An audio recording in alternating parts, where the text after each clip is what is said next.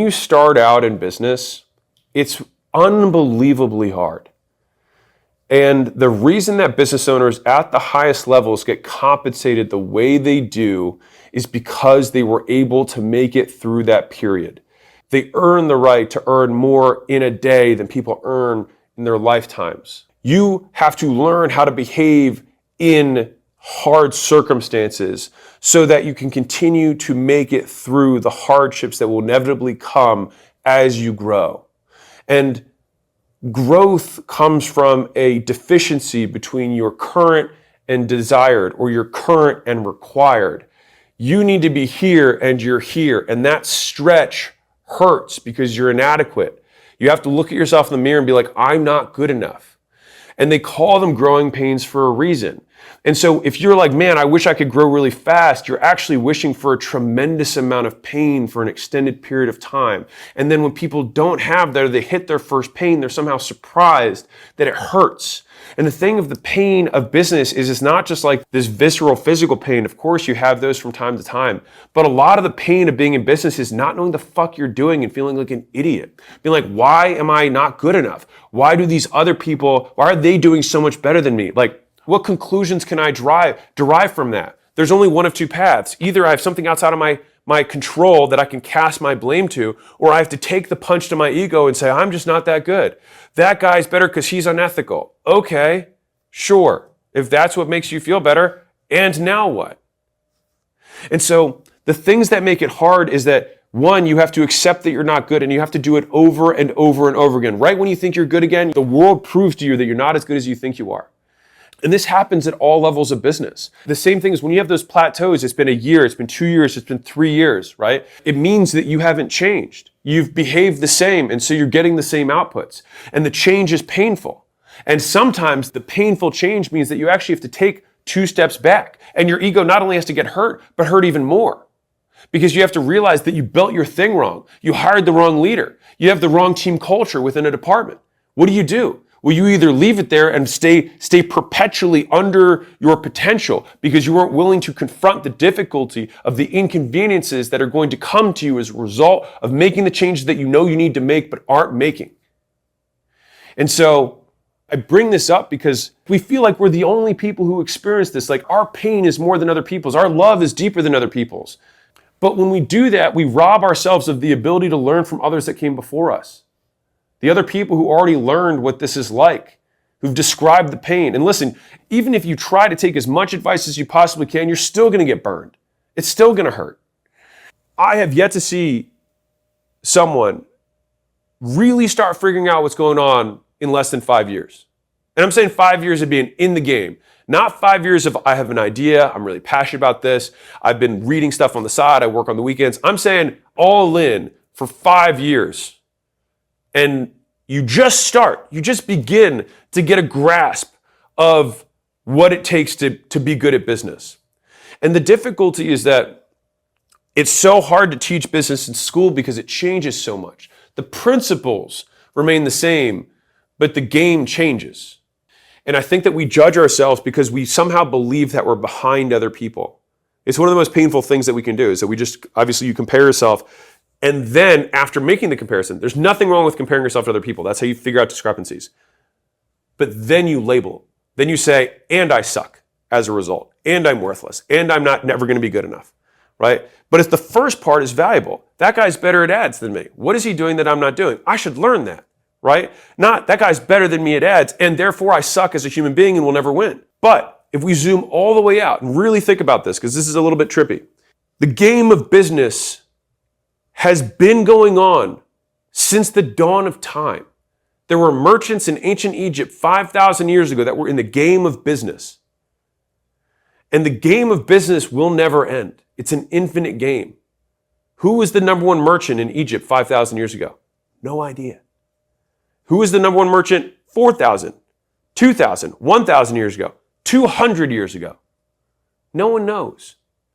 And so we have this idea that we're somehow going to become number one. But I'm like, at what? At net worth? And then eventually your kids become trust fund kids? And then that gets divided up 10 more ways because no one's got game like you? And eventually you've got 8 family members on the Forbes list. Okay. And none of them are the ones that actually made it, and none of them know how to multiply because they aren't in the game. They never learned the skills of the game. Like, if you see the game as constant, the only thing that changes is the players. So my mom used to say this thing, which was, and this, I doubt this is her quote, but the news is always the same, only the names change. So think about that. So you look at the headlines, right? It's like, bankers get greedy. Sound like new news? No, they just changed the names. You know, jealous husband kills wife, then self. Same news. It's not even news. It's just humans being human. And so business news is also the same way. Hot new technology comes out, grows really fast, find out actually not good, crashes quickly. Investors lose millions. This stuff is the same. Boy learns how to sell. Boy learns how to advertise. Boy learns how to make product. Boy eventually makes lots of money. Boy eventually gets old, tries to, give back to a certain degree, becomes a philanthropist, old in his age, retreats a little bit. The next of kin comes in line, not as good as that person, maintains, third generation destroys. It's just humans doing human shit, right? And so I say this because a lot of the hardship of business is comparing yourself and labeling that comparison and saying that I'm not better or worse than these people, but all the players on the board are going to get swapped in 100 years. All the players, the whole board gets wiped. The game still goes on, but the players change. If you can actually give yourself a pat on the back as long as you do one thing, which is that you stay in the game.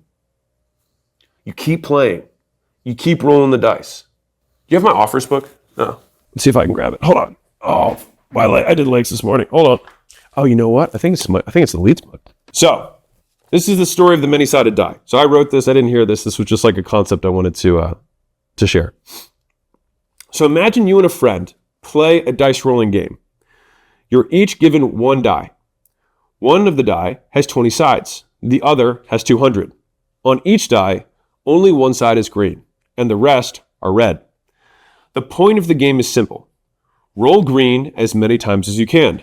The rules of the game are as follows. You can't see how many sides you have. You can only see if you roll red or green.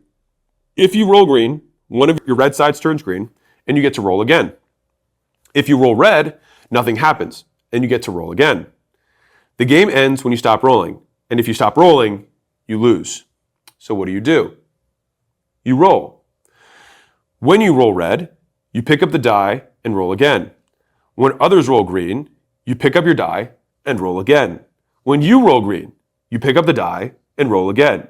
You keep telling yourself one thing. The more I roll, the more greens I get. At first, you roll green once in a while. But as more red sides turn green, the green happens more. With enough rolls, hitting green becomes the rule rather than the exception. So what does your friend do? He rolls a few times and hits red each time. He sees you roll a green and complains that you must have a die with fewer sides. He reasons it's the only way you could have rolled green before him. And although you did, you also rolled many more times. So which is it? In either case, he rolls a few more times in frustration and hits a green. But then he complains about how long it took.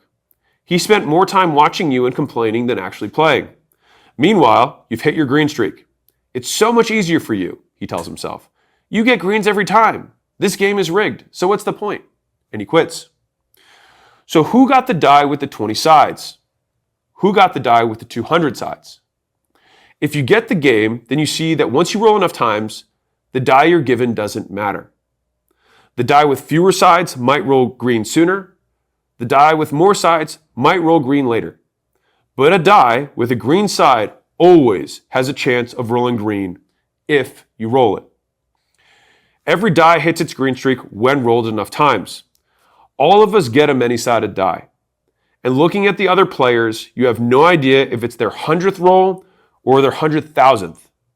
You don't know how good other players are when you start. You can only see how well they do now. But if you understand the game, you also know it doesn't matter. A few begin playing early, others begin much later. The rest sit on the sidelines complaining about how lucky the players are. I guess so, but they're luckier because they play. And when they hit red, which they do, they didn't quit. they rolled again. Learning how to advertise is a lot like the game of the many-sided die. You don't know if it's going to work until you try. And no matter how many players there are or the number of sides on the die you're given, you start to see the only two guarantees that the games will give. Number one, the more times you roll, the better you get. And number two, if you quit, you lose. So I read that story because that's obviously a story of an infinite game. You and your buddy get given two die. One of you has a 20-sided, the other has a 200-sided die. You don't know who has which. And there's one green on each. You roll it, and if you hit the red, nothing happens. If you hit green, you get one of your many sides that turns green, and you get to roll again. And the only statistical probability there is that if you keep rolling enough times, all of the sides will turn green on both die eventually. But you just don't know how many sides the die that you're given has on it that are red. Which means you just don't know how many shots you're going to have to take in order to win. And that's why having high frustration tolerance, having high fortitude, having high resiliency, and high adaptability, those skills of mental toughness are what allow you to stay in the game of business. It's what allows you to keep rolling the dice even when you get smacked 20 times in a row as reds, because maybe you have a 2,000-sided die. But if you know that the one fact of this game is that if you keep rolling, you keep playing. And if you keep playing, it means you're in the game. And if you're in the game, it means you've won. Because in infinite games, there are no winners and losers. There is only players and quitters. And so when you are starting out, you are just early. You have more reds left to roll. You just got to get them out of the way. You got to get the failures out. It's the only way you figure out how to play.